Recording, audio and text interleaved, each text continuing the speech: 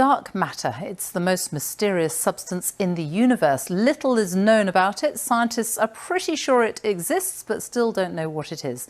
Now they have created the largest ever distribution map of dark matter in the universe, as our science correspondent Palab Ghosh reports.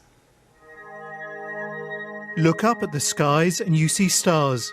But this telescope in the deserts of Chile is able to see the universe as it really is, filled with a mysterious substance called dark matter. It can't be seen, but this instrument can detect dark matter by the way it distorts starlight. This is a map of matter in the universe. And that's allowed astronomers to produce this map of how it's spread across the expanse of space. It's an element of, unveiling mystery, something you couldn't see before, and suddenly it's there. And you think, wow. So what is dark matter and where is it in space? Dark matter permeates space, with galaxies like tiny gems on a tangled cosmic web. The bright areas are where dark matter is most concentrated, and it's here that galaxies form. But the map is not what astronomers expected. The matter should be slightly more clumped together. Instead, it's smoother than predicted by Einstein's theory of general relativity, which helps determine how the matter should have spread out after the Big Bang. If the structures in this map are smoother than we expect them to be, which is what the results seem to hint at, it means that Einstein's theory is wrong. So you might think that that's a bad thing, that maybe, oh no, physics is broken. But for physicists, it's extremely exciting because it means that we can find out something new about the way the universe really is. Building on the work of Einstein, Carlos Frenk was among a group of scientists that developed the current model of cosmology. Hearing now that there may be something not quite right with the theory, well, it's very disconcerting, it's very alarming, and in a way frightening to see that maybe my whole life's work might crumble in front of me. But at the same time, it is immensely exciting. Astronomers believe that we are at the start of a new revolution in cosmology that will give us a fuller understanding of how the universe began and how it will evolve. Palab Ghosh, BBC News.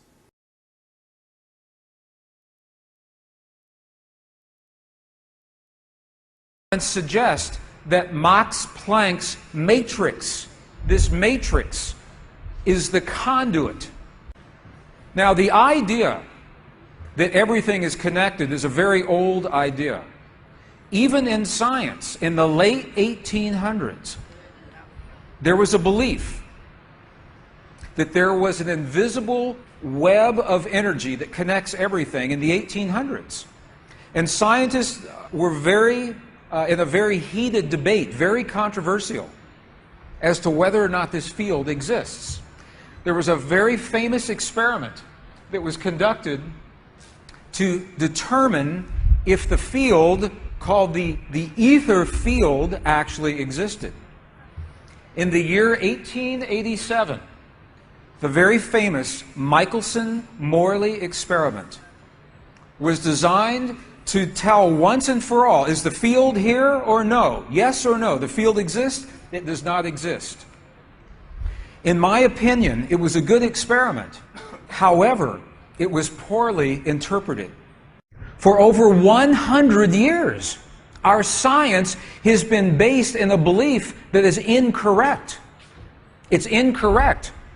Now, this is very interesting. 100 years later, 1986, the United States Air Force repeated that experiment. 1986, the United States Air Force replicated the Michelson-Morley experiment. They published the results in the very prestigious journal Nature, the scientific journal Nature. What they found was this. They repeated the experiment with good equipment, much better equipment. The bottom line is that the field exists. They found that the field is actually there. This is reported in August 1986, the journal Nature, volume 322.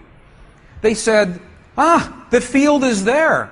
And not only is the field there, It measured precisely the way that Michelson and Morley had predicted 100 years earlier.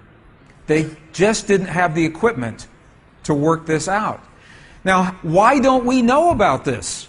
This should have made the cover of every major magazine and newspaper. This should have been on CNN headline news or Sky News.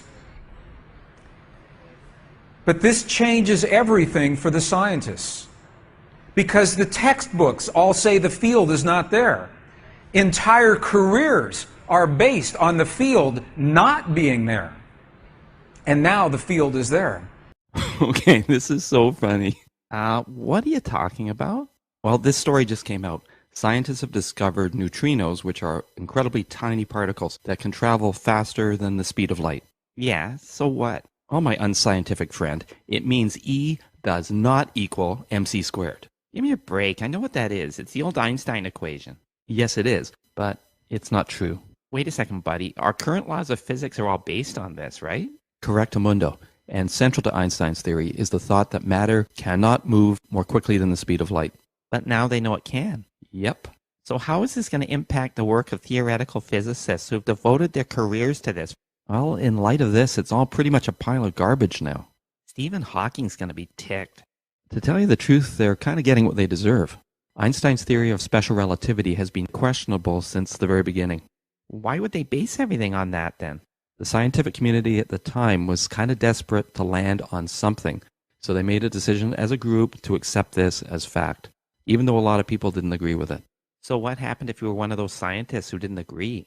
You were basically shunned, and you could kiss your career goodbye.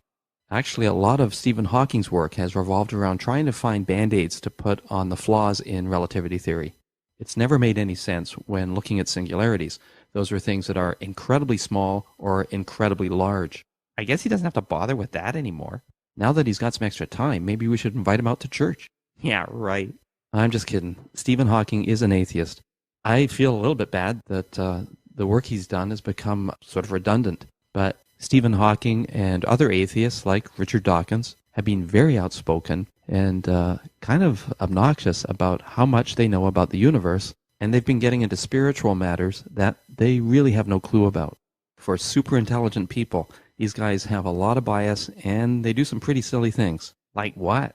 Like they continue to try to use science to determine whether or not God exists, when it makes no sense whatsoever to use physical evidence to determine the existence of a metaphysical or beyond physics entity like God.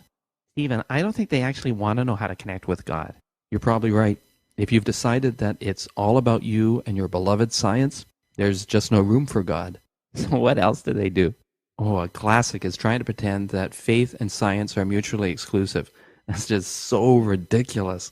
What I mean by that is they try to promote the idea that science belongs to people with an atheist worldview, and people of faith just have no understanding or desire to know anything about science at all.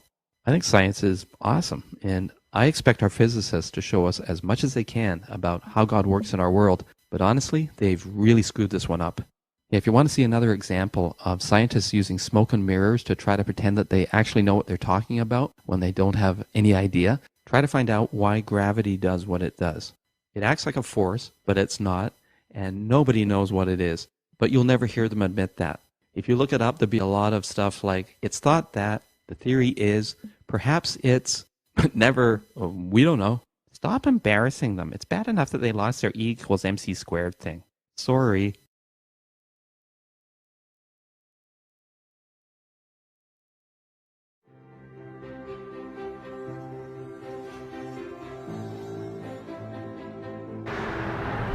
Such a great thing to be watching here. And here we go. Now you see the sun hitting. Look at that.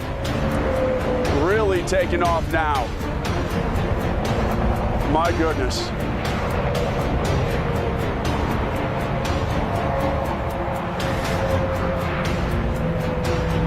And now you'll see it continue to shine through the night sky as it hits another thrust set right there.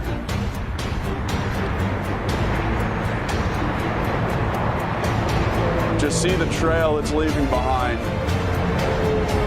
Absolutely amazing. And to describe it to you, and you can see it, but from the ground, it almost looks as though It almost looks as though a cloud of smoke with its own mind is just shooting through the sky.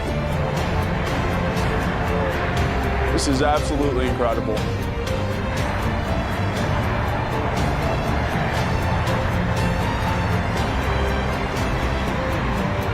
Again, you're watching the SpaceX Falcon 9 rocket launch from Vandenberg Air Force Base. This visible from Bakersfield. Absolutely incredible.